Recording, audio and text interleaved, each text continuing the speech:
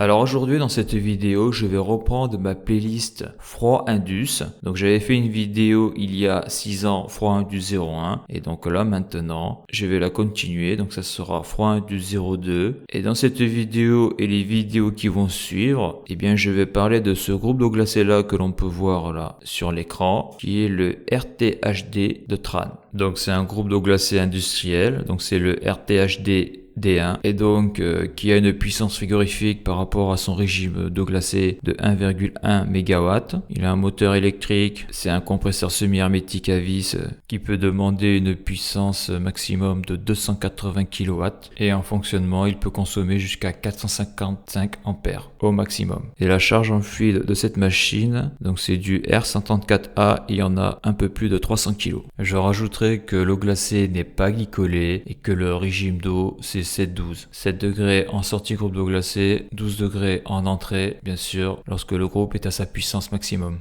à 100% de charge. Dans cette vidéo et dans les autres vidéos, car je vais faire ça en plusieurs vidéos, donc je vais explorer ce groupe d'eau glacée là, son schéma fluidique ainsi que son schéma de retour d'huile, comment ça fonctionne. En tout cas, de ce que je vais pouvoir observer. On verra aussi que cette machine est quand même une machine de classe industrielle, donc elle est quand même très robuste, mais elle a quand même des points faibles. Elle en a 3. Et on verra les pannes que j'ai pu rencontrer sur les groupes d'eau glacée RTHD, dont une assez critique. Voilà. Rappel important, obligation réglementaire, code de l'environnement. Pour intervenir sur un circuit frigorifique, il faut que l'entreprise soit titulaire de l'attestation de capacité et que l'intervenant soit titulaire de l'attestation à la manipulation des fluides frigorigènes. Le port des équipements de protection individuelle est nécessaire pour intervenir sur le circuit électrique et frigorifique. Dans ces vidéos, il peut y avoir des erreurs et des inexactitudes dans les sujets abordés. Gardez toujours ça en tête. Tu peux apporter des compléments d'information dans l'espace commentaire sous la vidéo. Alors pour la petite histoire, un jour sur un site je suis tombé sur ce type de groupe d'eau glacée, donc le RTHD, donc je l'ai pas dit, mais c'est un groupe d'eau glacée avec une condensation par eau. Souvent on voit des groupes d'eau glacée à condensation par air, donc là c'est par eau. Et donc ce type de machine là, avant je ne les connaissais pas. Et donc un jour j'ai dû intervenir dessus. Le seul souci c'est que pour intervenir sur ce type de machine là, comme c'est des grosses puissances, c'est des machines qui coûtent extrêmement cher. Comme par exemple le compresseur que l'on peut voir sur la photo là, lorsque l'on regarde les prix publics américains sur internet par rapport à une équivalence, car ce modèle de compresseur je ne l'ai pas trouvé. Ça tourne aux alentours des infos que j'ai pu voir, ça tourne aux alentours de 50 000 $ le compresseur semi-hermétique à vis, avec un moteur d'une puissance d'à peu près 280 kW. Donc avant d'intervenir sur ce type de machine là, il faut quand même lire les documentations, voir un petit peu comment elles fonctionnent, faire de l'auto-formation. Le seul souci c'est que souvent, comme j'ai déjà dit dans d'autres de mes vidéos, c'est qu'il y a beaucoup de documentation dans les installations qui disparaissent, que ce soit les documentations techniques qui expliquent le fonctionnement de la machine et la maintenance qu'il y a à faire dessus, et souvent aussi les schémas électriques. Donc quand une machine n'a plus de schéma, plus de documentation, donc sur les groupes d'eau glacée, les VRV, les pompes à chaleur, etc., on appelle le constructeur ou le SAV, la hotline du constructeur. Et en principe, quand tu as un numéro de série et que tu es une entreprise, c'est-à-dire si tu as un compte chez eux, comme la machine a été achetée, elle est sur un site, il n'y a pas d'embrouille. Sauf avec certaines marques comme Tran. Donc c'est une marque américaine qui contrôle toute la chaîne de son groupe d'eau glacée, c'est-à-dire qu'elle construit tout. Elle fabrique sa propre régulation, c'est-à-dire son propre automatisme. Elle fabrique sa propre supervision. Donc tout est Tran sur la machine. En tout cas les éléments très importants sur une machine frigorifique. Même son compresseur, c'est elle qui construit son compresseur. Souvent les fabricants de machines utilisent des compresseurs du style Bitzer ou Copland, donc des entreprises spécialisées dans la fabrication de ce genre de machines, et donc utilisent des compresseurs de sociétés extérieures, des spécialistes de la compression. Et pas là. Ce qui fait que quand tu les appelles, eh bien, pour avoir de l'information, déjà il faut réussir à les joindre, ce qui est très difficile. Et même si tu arrives à les joindre, donc sauf pour les pièces détachées bien sûr, c'est-à-dire pour acheter des pièces détachées ou de l'huile. pour ce compresseur à vis là, par exemple. Mais dès que tu demandes des schémas électriques ou des documentations techniques de ta machine, il faut savoir que suivant l'année où elle a été construite, il y a différentes versions. Eh bien moi, j'ai jamais réussi à avoir la documentation technique et le schéma électrique de cette machine-là. Donc quand tu as rien, tu es obligé de faire ce que je vais te montrer dans la vidéo. Donc tu as accès physiquement à la machine, vu que tu t'en occupes, tu l'as en maintenance. En tout cas, tu es habilité à intervenir dessus, vu qu'elle est sur ton périmètre d'action en tant que frigoriste. Donc tu es obligé de l'observer. Donc si elle est en panne, tu es obligé d'aller observer les autres qui fonctionnent, car quand tu as un groupe d'eau glacée de 1 mégawatt, s'il tombe en panne, il faut qu'il y ait d'autres groupes d'eau glacée qui puissent prendre le relais. Donc en principe, quand il y en a un, il y en a 3, voire plus, suivant les sites. Et donc la première chose à voir quand tu es frigoriste, quand tu interviens sur ce genre de machine, c'est de connaître le schéma fluidique pour savoir ce qui se passe vraiment, comment elle fonctionne. Car on le voit sur les installations. Bon, c'est une machine, toutes les machines frigorifiques à compression sont basées sur le même fonctionnement, mais au niveau de l'architecture, on va dire du passage des tuyaux, il y a des machines, bon, ça n'a rien à voir, quoi. Le fonctionnement est très particulier à chaque machine, comme ici là, le TRAN, et surtout le fonctionnement des retours d'huile. Donc c'est pour ça que, bon, sur internet, tu trouves des documentations de RTHD, mais pas celui-là que j'ai, c'est des documentations, on va dire, standard, quoi. C'est des documentations généralistes, mais comme j'ai déjà dit, chaque machine est spécifique. Puis les schémas électriques, tu les trouveras jamais sur internet. Et puis je rajouterai quelque chose de très important. Souvent les documentations que tu trouves sur internet, ce sont plutôt des documentations commerciales ou alors des documentations extrêmement allégées, c'est-à-dire qu'il manque tout ce qui est en rapport avec la maintenance, tout ce qui est en rapport avec le dépannage, c'est-à-dire que les docs commerciales te permettent de voir un petit peu les grands principes de fonctionnement de la machine, mais dès qu'il va falloir entrer dans le dur, par exemple pour dépanner, là c'est plus des informations généralistes, ce qu'il faut, ce sont des informations très précises. Et donc ça, ces documentations-là, tu les trouveras pas non plus sur internet. En tout cas, pour cette marque-là, c'est sûr. Peut-être que si tu es anglophone, chez les Américains, il y a peut-être des trucs à trouver. Mais dans le monde francophone, il n'y a rien. Donc en regardant les schémas électriques d'autres machines qui n'avaient pas disparu, et surtout, donc comme j'ai dit, en faisant le schéma fluidique sur du papier, en regardant un peu le schéma hydraulique, et en allant glaner 2-3 infos sur internet, on arrive à faire quelque chose. Mais c'est difficile. Alors que par exemple, si tu as un problème avec un VRV Decking ou une pompe à chaleur ou un groupe d'eau glacée l'inox, tu les appelles, tu donnes le numéro de série, tu te présentes bien sûr, et après on t'envoie par mail tout ce que tu veux, quoi. En tout cas, tout ce qui est nécessaire pour comprendre ce qui se passe, donc pourquoi la machine est en panne, et comprendre aussi comment faire pour réparer, supprimer la panne. Donc il y a moyen d'avoir les documentations, mais il faut avoir le bras long, connaître du monde. C'est-à-dire qu'il faut être le client, c'est-à-dire celui qui paye. Donc obligatoirement, si c'est toi qui payes la machine, tu demandes au commercial les documentations, il va te les donner. Car si te les donne pas, tu peux aller voir une marque concurrente. Et après, il faut connaître du monde.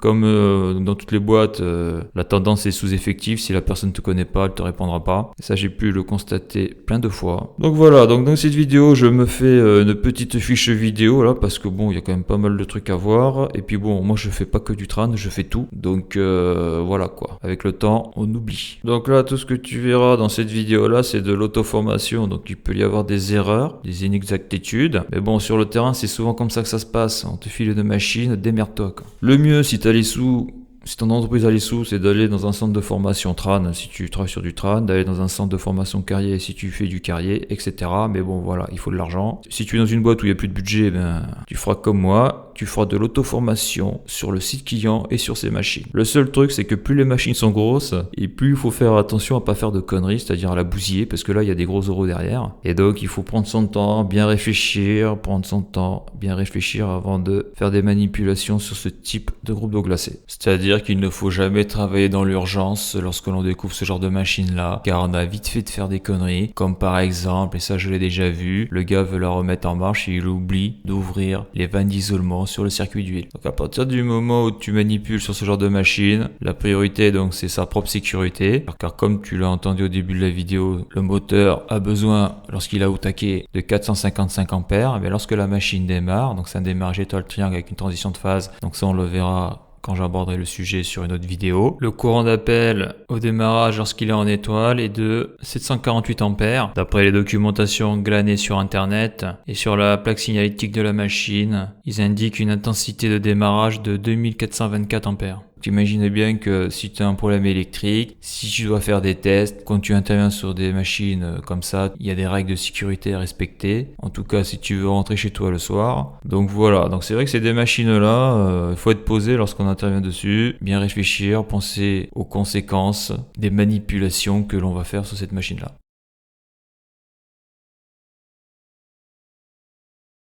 Donc déjà, lorsque l'on connaît pas une machine, qu'on n'a pas lu sa documentation, déjà rien que par l'observation, on peut deviner et donc repérer les grands éléments de ce groupe d'eau glacée là. Donc déjà, on peut voir qu'une partie là, de la machine est noire, donc ça c'est du calorifuge, et une autre partie de la machine, comme on peut voir ici, là où il y a mon curseur de souris, n'est pas calorifugée. Donc déjà, sur une machine frigorifique, toutes les parties calorifugées, ce sont des parties dont la température pourra être en dessous du point de rosée. Ça veut dire que si de l'air touche cette partie-là, comme dans l'air il y a de l'humidité, il y a de la vapeur d'eau, cette vapeur d'eau se condensera sur la paroi. Donc ça fera de l'eau, ça abîmera la peinture de la machine et ça fera de la corrosion. Et surtout ça mettra de l'eau partout, des condensats partout. Donc pour éviter ça, les parties froides sont calorifugées. Donc déjà on peut voir que ici là, qui ressemble à un grand cylindre couché, c'est l'évaporateur. C'est un échangeur à eau. Et donc ici là, la partie qui n'est pas calorifugée, c'est le condenseur. C'est la partie chaude et l'évaporateur là, ça sera la partie froide. D'ailleurs on remarque qu'ils ont calorifugé les tuyaux du condenseur. Souvent les tuyaux ne sont pas calorifugés car ici on a de l'eau qui va prendre les calories dans le condenseur pour les évacuer soit dans une tour aéro-réfrigérante ou dans un dry cooler. Donc ici là on peut voir que de ce côté là on a l'évaporateur, donc il est assez gros. Donc juste au dessus on voit quoi, une canalisation qui va ici qui sera le compresseur. Donc là on a l'aspiration du compresseur. Donc ça c'est un compresseur semi-hermétique. Le moteur à l'intérieur il va de ici et ici, le moteur électrique. D'ici ici on a la vis, qu'on a les deux vis. Et après ici là on a le système de régulation de puissance du compresseur. Donc là on a le vérin hydraulique, là on le verra plus tard dans d'autres vidéos certainement, les deux électrovannes. Et donc là à l'intérieur on a le tiroir qui sert à réguler la puissance du compresseur à vis, réguler la puissance frigorifique. Donc les vapeurs passent ici, c'est ce qui refroidit d'ailleurs le moteur, les enroulements du moteur car le fluide passe à l'intérieur. Et donc ici après c'est la partie chaude, donc là on est au refoulement du compresseur à vis. Donc ici sur ce compresseur là on voit qu'il y a deux sorties au refoulement, une ici qui va là et l'autre qui est ici qui va là. Donc là on arrive ici sur les séparateurs d'huile, donc ils sont très gros, de gros séparateurs d'huile. On remarquera que sur la canalisation de refoulement il y a un petit conducteur électrique qui sort, donc là on a un capteur. Donc est-ce que c'est un capteur de pression ou de température, on le verra plus tard. Donc le séparateur d'huile, sa fonction c'est de séparer l'huile qu'il y a dans le fluide frigorigène. Donc par effet centrifuge,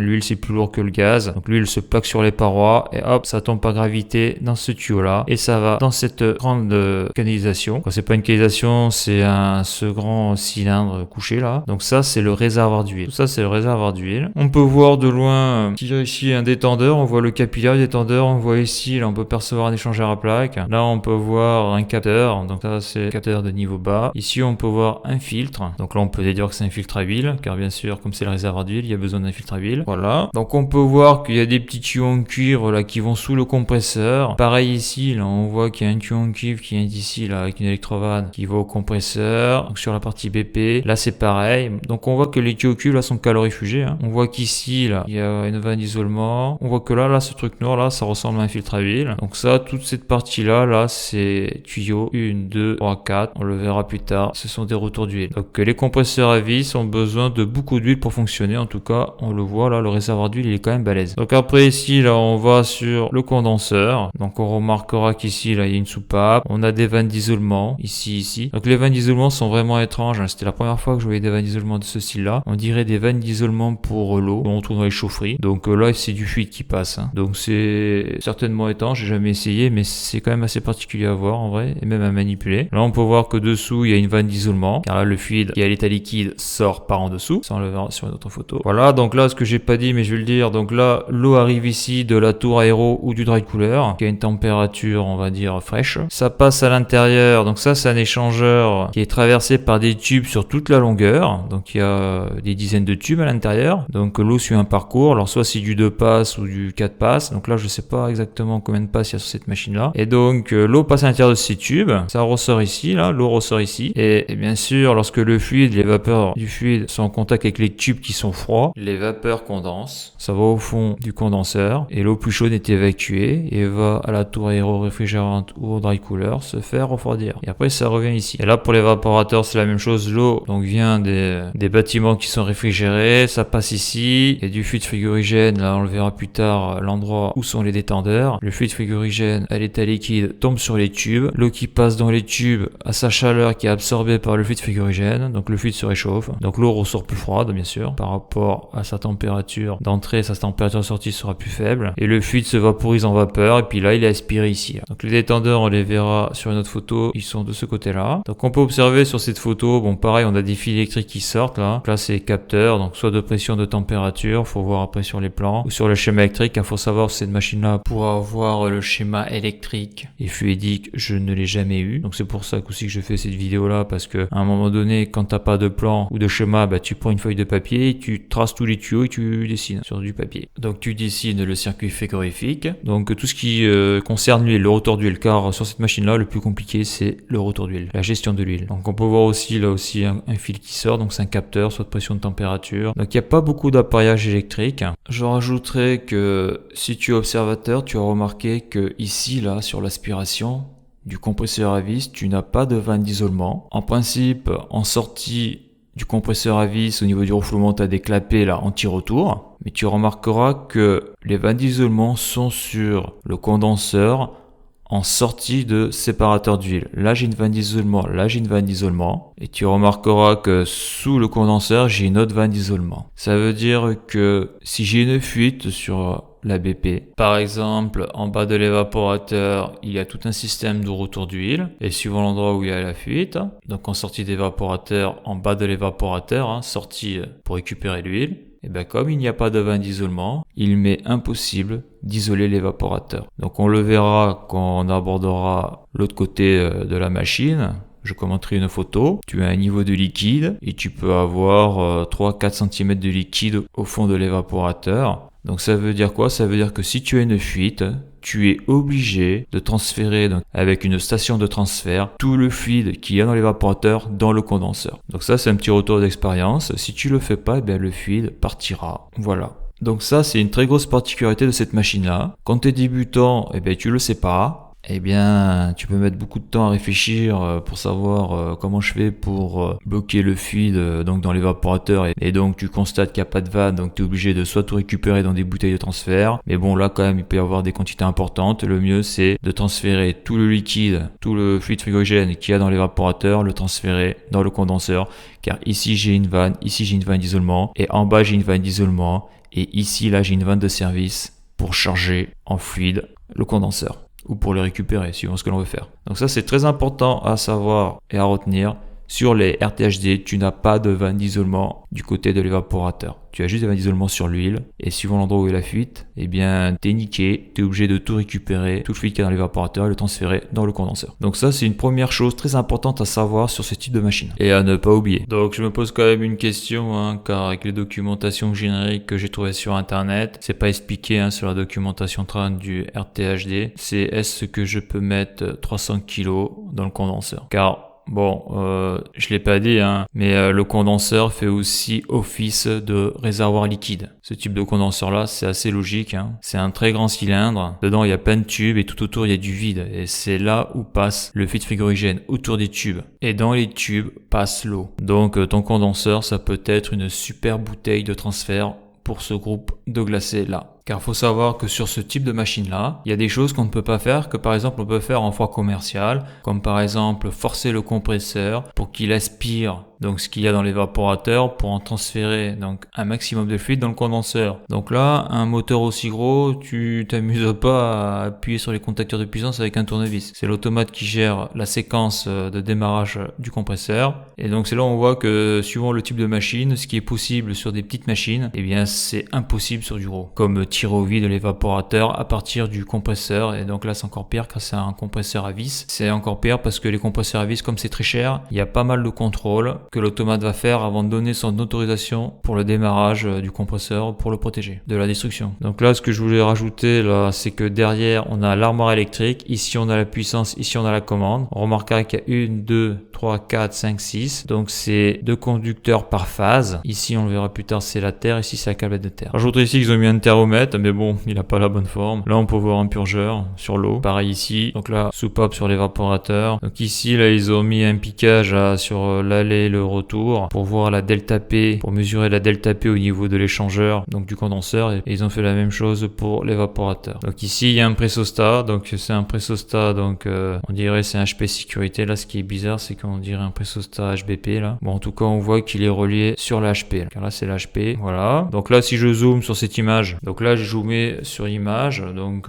ça va nous permettre de voir les éléments de plus près. Donc là on le voit bien, là le capteur de niveau bas sur le réservoir d'huile, le détendeur on voit qu'il est thermostatique, on voit qu'il y a un bulbe, l'échangeur à plaque, donc ça c'est pour refroidir l'huile. Donc on remarque une particularité de ce type de machine là, c'est qu'il y a des prises un peu partout là, on les voit là. Donc il faut savoir que une très grosse particularité de ce type de groupe d'eau glacée là, c'est que tous les capteurs, donc capteurs de pression et capteurs de température, coefficient de température, ainsi que les 2 détendeurs électroniques, ce sont des détendeurs pas à pas, sont sur un bus. On le voit là, il y a toujours une petite patine électronique, car c'est un bus de type, je crois, LON, et ça marche avec une puce. Donc on voit que le compresseur est assez balèze. Donc à noter, tant que j'y suis là, comme ici là on a l'évaporateur, ici on a l'aspiration, donc du compresseur là, côté aspiration. Donc là si tu veux prendre la surchauffe, tu fais un petit trou dans le calorifuge, donc il faut avoir une sonde de température à contact et tu te mets dessus là, et tu es en sortie évaporateur, tu peux mesurer la température du tuyau. Et pour mesurer le refroidissement, et ici donc il y a le tuyau là qui sort là, et on le verra sur les photos, mais de ce côté là, il y a les 2 détendeurs pas à pas. Donc c'est pareil, sur le tuyau, car il n'est pas calorifugé ce tuyau, on peut prendre la température en entrée détendeur pour mesurer la valeur de son refroidissement. Donc voilà ce que l'on peut dire sur cette